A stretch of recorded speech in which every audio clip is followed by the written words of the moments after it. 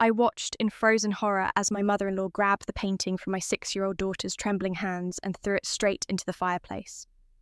The flames consumed Mia's artwork in seconds, the construction paper curling and blackening as my little girl's face crumpled in devastation.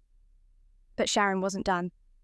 She turned to face the entire Christmas party, her voice cutting through the holiday music like a knife.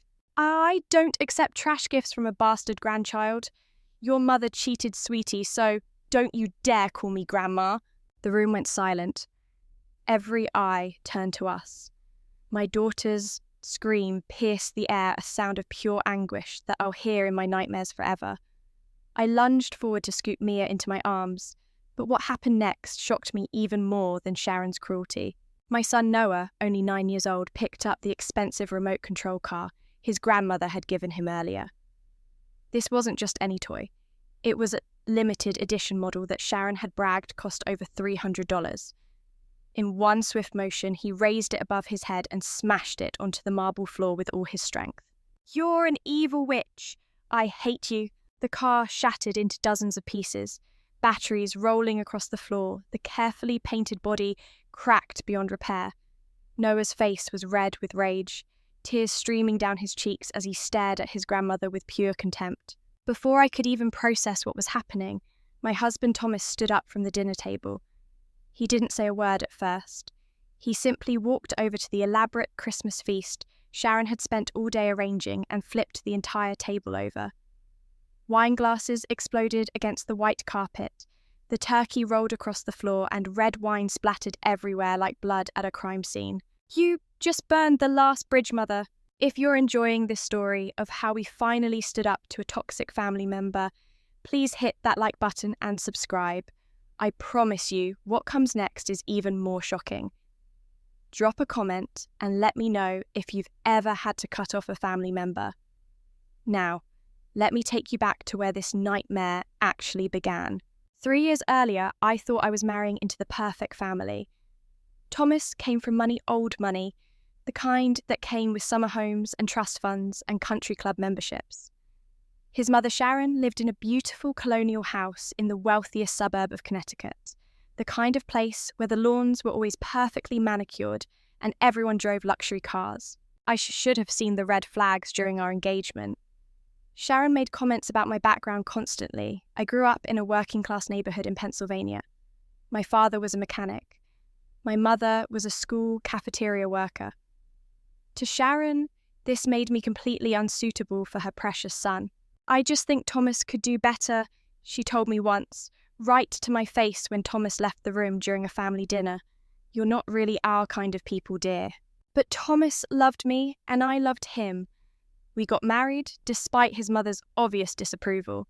For the first few years, I tried everything to win Sharon over.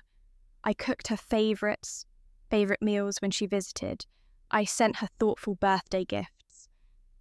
I included her in every holiday celebration.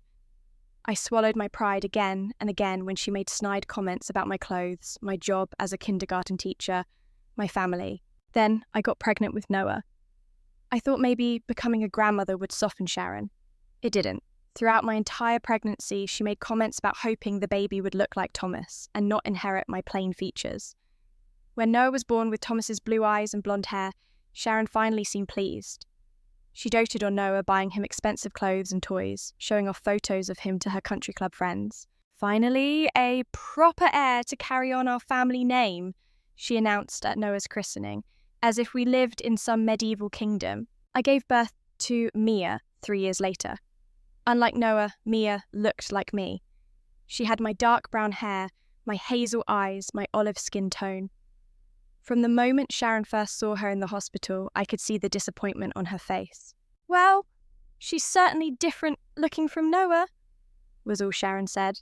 Over the next 6 years, I watched my mother-in-law treat my 2 children like they were from completely different worlds. Noah got everything. Expensive birthday parties at fancy venues, designer clothes, the latest toys and gadgets, educational trips to Europe. Sharon set up a college fund for him without even asking us. Mia got nothing. When Mia's birthday came around, Sharon would show up with a cheap card and maybe a $20 toy from Target, something clearly bought at the last minute. When Noah got a new bicycle, Mia got nothing. When Noah went to space camp, Mia stayed home. Sharon didn't even bother hiding her favoritism. Well, Noah is the firstborn grandson, she would say, as if that explained everything. He carries the family name. But it was more than just favoritism. Sharon actively tried to exclude Mia from family events. She would invite Noah to spend weekends at her house, but specifically tell us not to bring Mia. She would plan elaborate outings for Noah and completely ignore Mia's existence. At family gatherings, she would pose for photos with Noah, but literally turn away when I tried to include Mia in the picture. Thomas saw it happening. He would get angry, confront his mother, demand she treat both children equally. Sharon would cry, play the victim, accuse Thomas of being ungrateful after everything she had done for him. And this is where I discovered the ugly truth about my husband's family dynamic.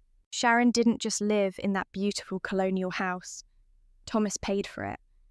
After Sharon's husband Thomas's father died 15 years ago, he left behind massive debts from failed business ventures that Sharon knew nothing about. The house was going into foreclosure. Thomas, fresh out of business school and landing his first high-paying job, took out a loan to save his childhood home. He paid off the mortgage. He paid the property taxes every year.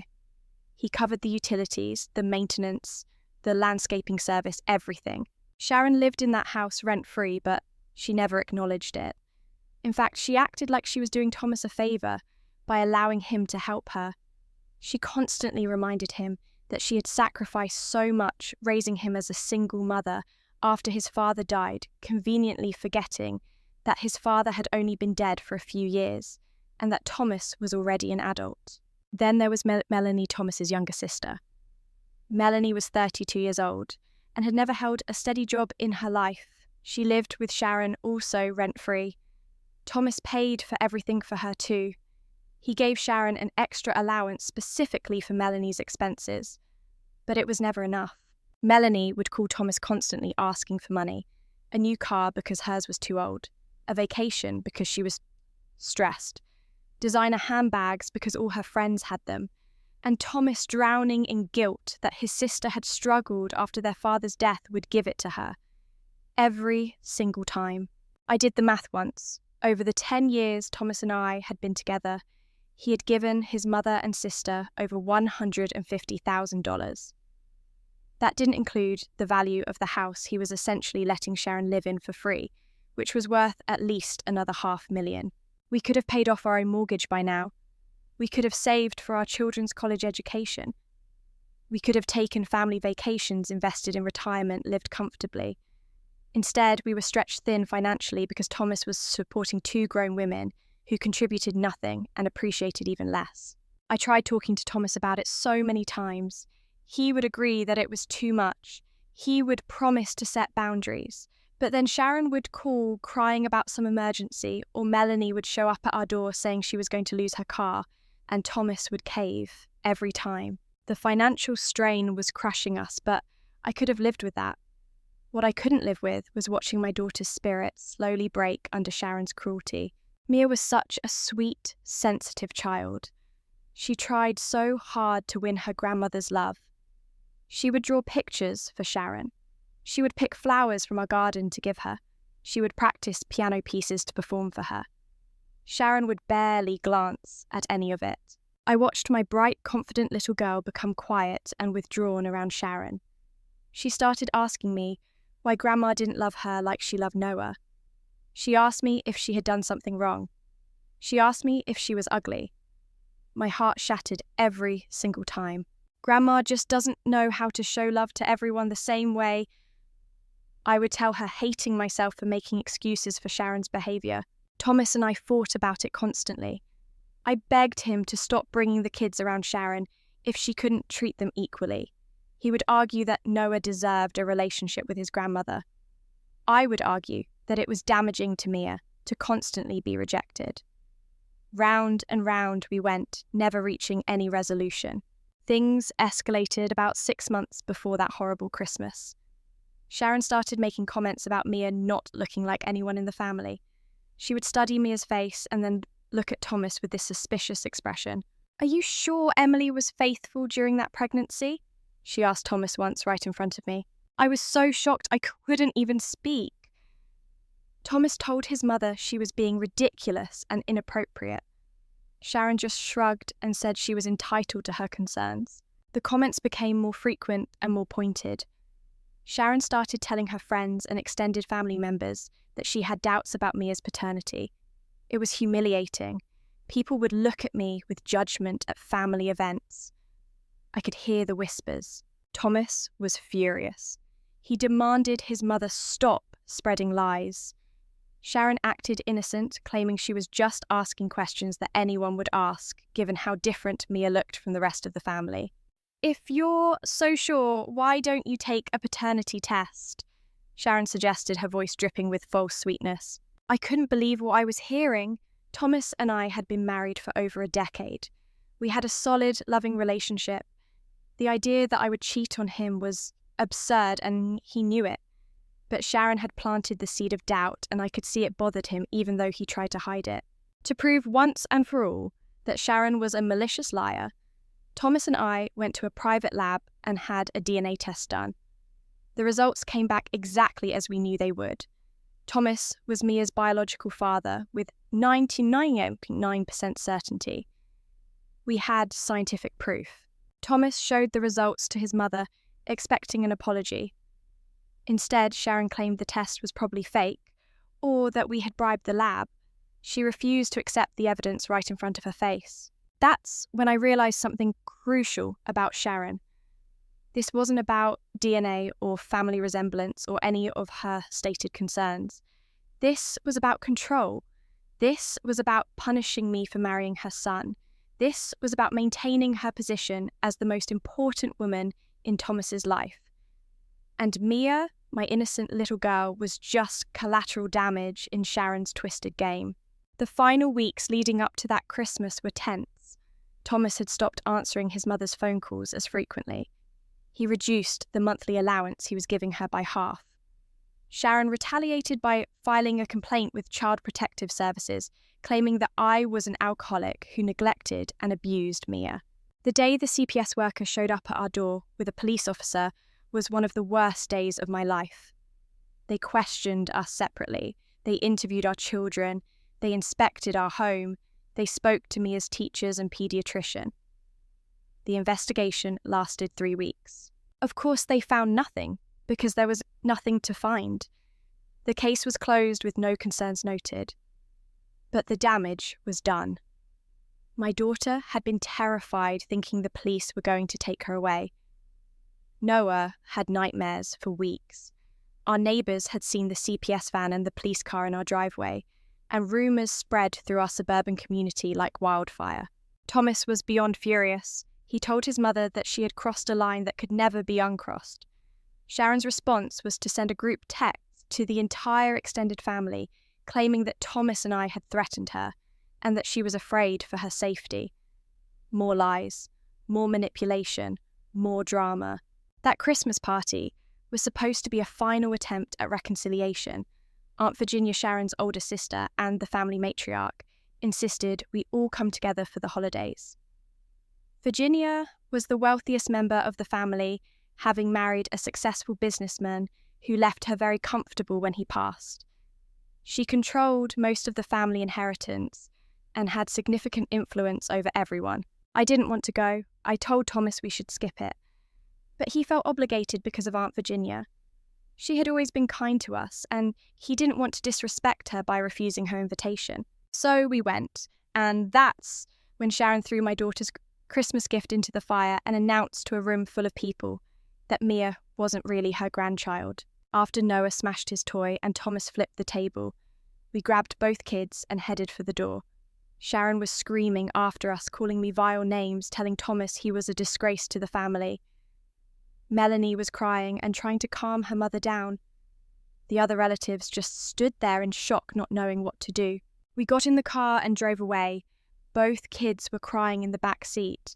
I was shaking with rage and heartbreak. Thomas's hands gripped the steering wheel so tight his knuckles were white. And then, sitting at a red light on the drive home, Thomas pulled out his phone. He opened his banking app. I watched as he navigated through several screens. "What are you doing?" I asked.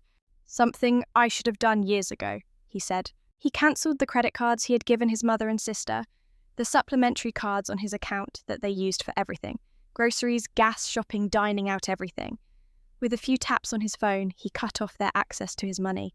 "They'll figure it out tomorrow when they try to use them," Thomas said. His voice was calm, but I could hear the steel underneath. "I'm done." The next morning, Christmas Day, Thomas called Kat to the bank and confirmed the cards were deactivated. Then, he sent an email to Sharon and Melanie, informing them that he would no longer be providing them with any financial support. No more allowance, no more paying the bills for the house, no more emergency money, nothing. By afternoon, his phone was blowing up with calls and texts from both of them. Sharon and Melanie had gone shopping the day after Christmas, presumably, to buy themselves expensive gifts with Thomas's money like they did every year. Their cards were declined at the register in front of a store full of post-holiday shoppers. Sharon's voicemail messages were vicious. She called Thomas every name in the book. She said he was abandoning his own mother. She said we would regret this. She threatened to sue us for elder abuse. Thomas blocked her number. Then he blocked Melanie's number too. For the first few days, I felt guilty. Despite everything Sharon had done, she was still Thomas's mother. She was still an older woman who had become accustomed to a certain lifestyle. Part of me worried we were being too harsh. But then I looked at my daughter. Mia was still having nightmares about the Christmas incident. She had become even more withdrawn than before. She kept asking me if she was a bad person, if that's why Grandma hated her. Every question broke my heart a little more. Thomas had no regrets. He told me he felt like he could finally breathe for the first time in years. He had been carrying the weight of his mother's expectations and demands for so long that he had forgotten what it felt like to make his own choices. About 2 weeks after Christmas, we received a letter from Sharon's lawyer. She was demanding that Thomas restore her credit cards and continue supporting her as he had been. The letter claimed that Thomas had made verbal promises to care for his mother for the rest of her life, and that she had relied on these promises to her detriment. It threatened legal action if we didn't comply. Thomas hired his own lawyer. After reviewing the situation, the lawyer informed us that Sharon had no legal claim to Thomas's money. There was no written contract, no formal agreement, nothing binding. Thomas had been giving his mother money out of guilt and obligation, not legal requirement. He could stop whenever he wanted. But the lawyer also discovered something interesting. When Thomas had taken out the loan to save Sharon's house from foreclosure 15 years ago, Sharon had signed documents acknowledging the debt. According to those documents, Sharon was technically supposed to be paying Thomas back, though he had never enforced it. The house itself was collateral for the loan. Thomas made a decision. He sent Sharon a formal legal notice demanding repayment of the loan with interest within 30 days. The total amount was over $200,000. If she couldn't pay, he would foreclose on the house. Sharon didn't have $200,000. She didn't have $20,000. She had been living off Thomas's generosity for so long that she had no savings, no income, no assets except the house itself. And the house was now legally Thomas's, if she defaulted on the loan. The fallout was spectacular. Sharon called every family member trying to rally support against Thomas. She painted herself as a victim of a cruel, ungrateful son. Some relatives fell for it. They called Thomas heartless for putting his mother out on the street. But many others had witnessed Sharon's behaviour over the years. They had seen how she treated Mia. They had heard her make those awful accusations about my fidelity. They stayed silent or quietly supported our decision. Aunt Virginia was the person whose opinion mattered most. She called Thomas personally to hear his side of the story. Thomas told her everything: the years of financial support, the favouritism toward Noah, the cruelty toward Mia, the false CPS report, the Christmas incident. Virginia was silent for a long moment after Thomas finished. Then she said, "I'll handle this." 3 days later, Virginia hosted what she called a family meeting at her estate. It was actually Aunt Virginia's 70th birthday party, a lavish affair with catered food, live music, and dozens of relatives in attendance. Sharon had to attend. Virginia was the family matriarch, and refusing her invitation would have been social suicide within the family. Sharon showed up dressed to impress, wearing designer clothes she had probably bought on credit cards she couldn't pay off. Melanie came with her looking nervous. They both plastered on fake smiles and tried to act like everything was normal. Thomas and I almost didn't go. We didn't want to subject ourselves or our children to more drama. But Virginia personally called us and asked us to please attend. She said it was important. Something in her voice made us agree. The party was elegant and formal. Virginia had gone all out. There was a pianist playing classical music. The dining room table was decorated with elaborate flower arrangements. Waitstaff circulated with champagne and hors d'oeuvres. It felt more like a wedding reception than a birthday party. After dinner, Virginia stood up to make a speech. She thanked everyone for coming to celebrate with her. She talked about the importance of family and legacy. She talked about her own parents and the values they had instilled in her. And then Sharon interrupted her. Sharon stood up and announced that she had brought a special guest. She gestured toward a man sitting near the back of the room, someone I didn't recognize. He was probably in his 40s average, wearing a cheap suit. "This is Richard," Sharon announced loudly, clearly pleased with herself. "He's Mia's real father. Emily had an affair with him 6 years ago. I finally found the proof everyone needed." The room went completely silent. Every single person turned to stare at me. I felt my face burn with humiliation and rage. I looked at Thomas, who had gone pale. But then I saw something that gave me hope. Virginia's expression hadn't changed. She didn't look shocked or upset. She looked annoyed. Before I could say anything, Thomas stood up. He pulled out his phone and connected it to the TV screen that was set up in Virginia's dining room, the same screen that had been showing a slideshow of family photos. "Actually, Mother," Thomas said, his voice deadly calm, "let me save you the embarrassment of whatever show you plan to put on here." The DNA test results appeared on the screen. The official lab letterhead. The date. The conclusive results showing Thomas as Mia's biological father with 99.9% certainty. "This is a certified paternity test from one of the most reputable labs in the country," Thomas continued. "Mia is my daughter. She has always been my daughter. My mother has spent the last 6 years making my child's life miserable because Mia doesn't fit her ideal image of what a grandchild should look like." Sharon's face turned red. She started to sputter something about the test being fake, but Thomas wasn't done. He pulled up another document on the screen. It was a bank statement showing every single transaction he had made to support Sharon and Melanie over the past decade. $153,412. The number was right there in black and white for everyone to see. "This is how much money I've given my mother and sister over the past 10 years, Thomas said. "Money that should have gone to my own children's education and future. Money I gave out of love and family obligation. And this is how my mother repaid me. By hiring someone to pretend to be my wife's affair partner. By trying to destroy my marriage and traumatize my daughter." The man Sharon had introduced as Richard looked extremely uncomfortable. Several of the relatives started whispering to each other. Sharon tried to speak, but Thomas held up his hand.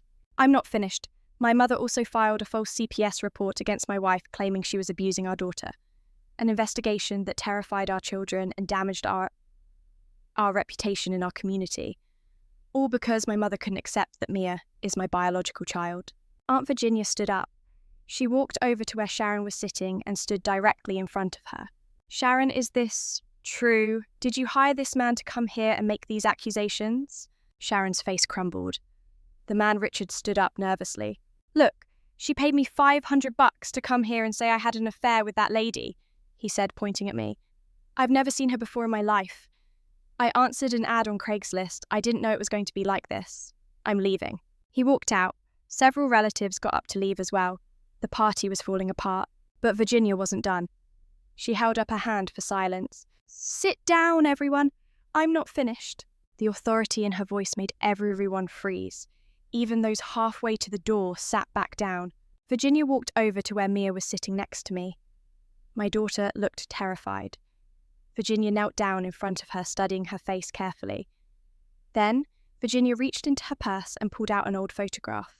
"This is a picture of my mother, your great-grandmother, when she was about 6 years old," Virginia said softly to Mia.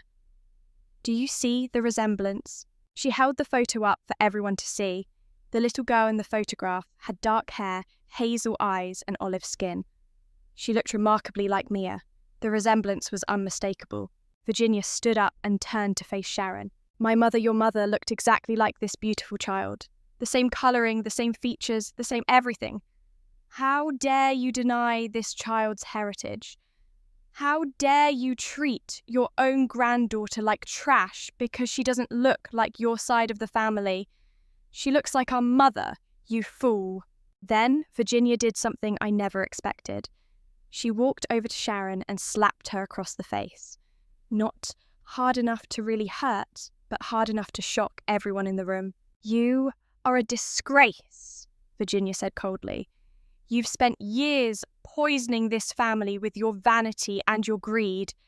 You've tormented an innocent child because of your own insecurities. You've manipulated your son and drained him financially.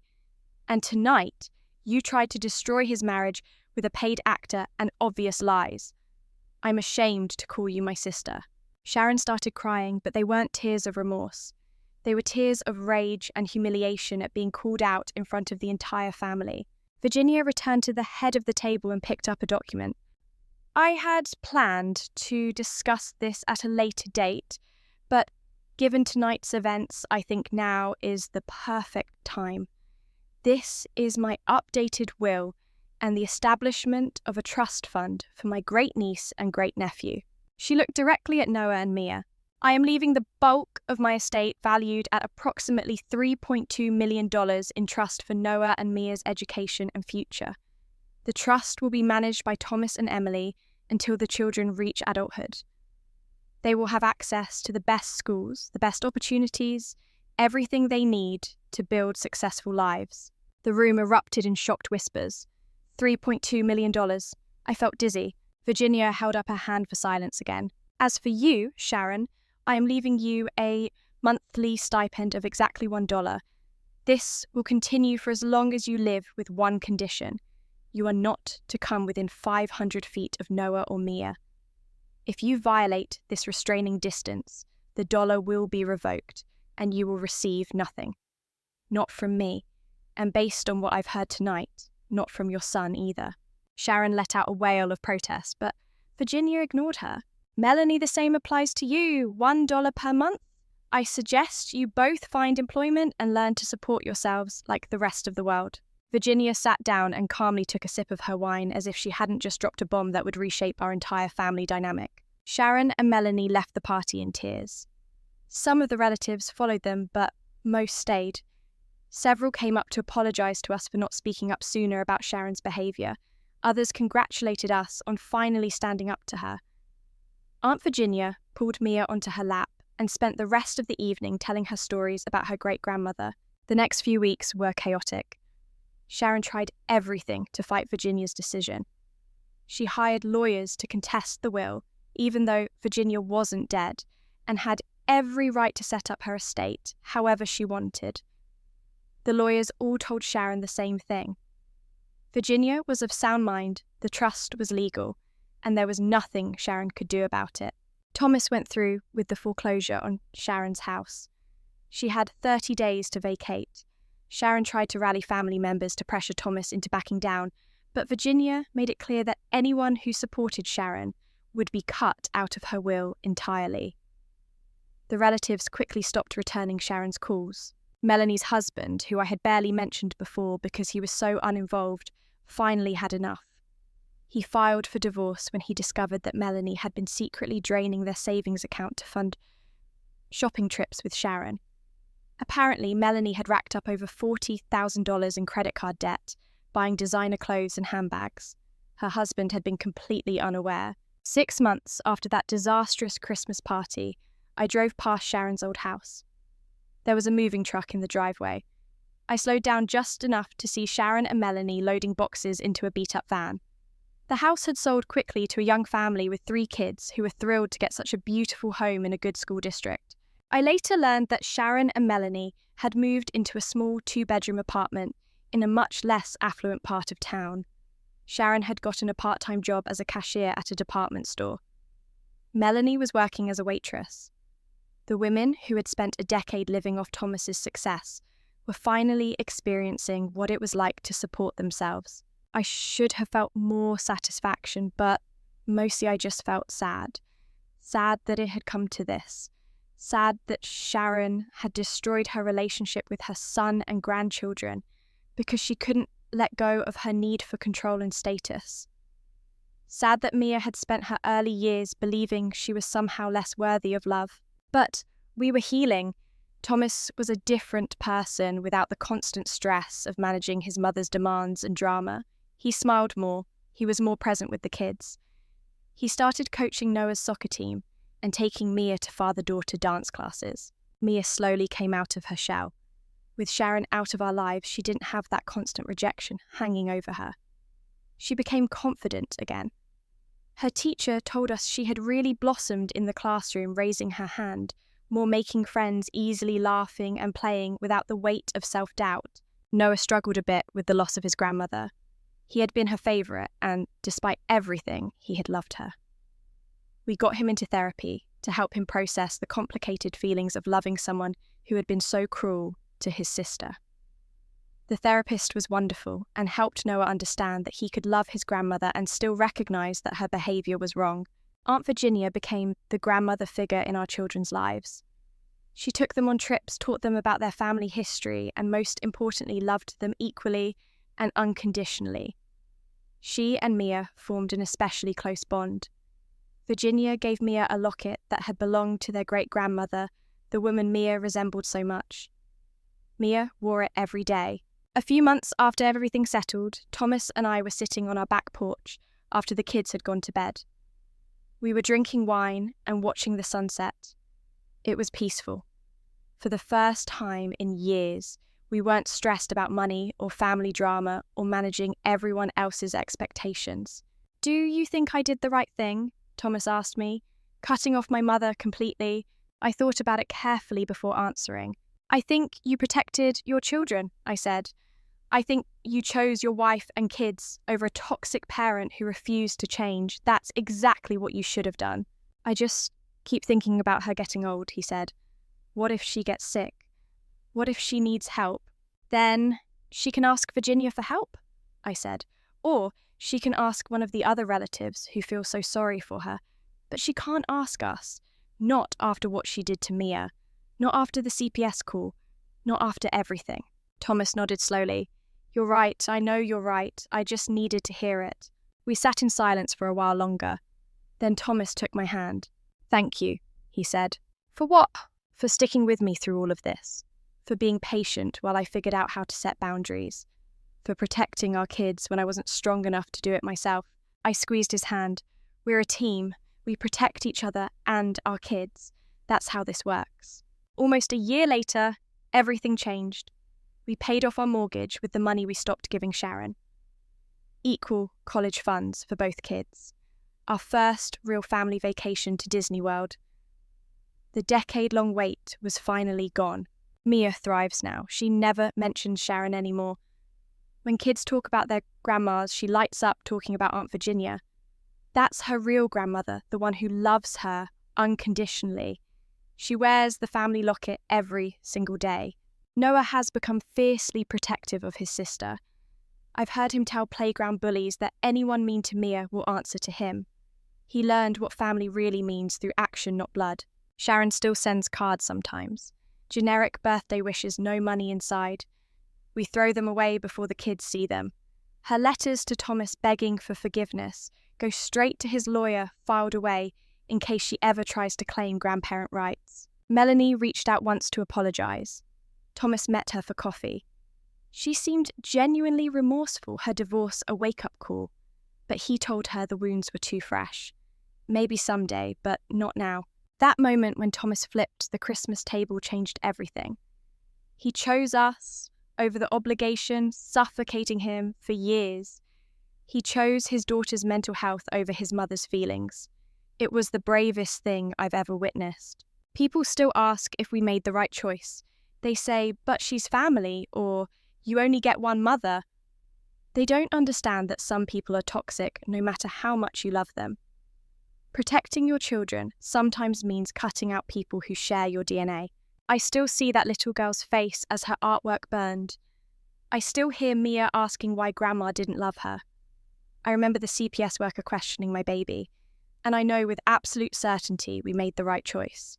Blood doesn't make you family. Love does. Showing up does. Protecting the vulnerable does. Sharon had Thomas's blood, but never acted like family to our daughter. She chose pride over a child's well-being. She made her choice. We made ours. Our family is smaller now, but infinitely happier. Free from manipulation, favoritism, constant drama. We can finally just love each other without someone tearing us apart from the inside. Sometimes the bravest thing is walking away from someone who refuses to change. Sometimes protecting your family means building walls against toxic people, even blood relatives. And sometimes the family you choose is infinitely stronger than the family you were born into. Have you ever cut off a toxic family member to protect yourself or your children? How did you find the courage? Any regrets? Drop your story in the comments. If this resonated, smash that like button and subscribe for more real stories about setting boundaries and choosing peace over obligation. Your mental health matters more than anyone's expectations.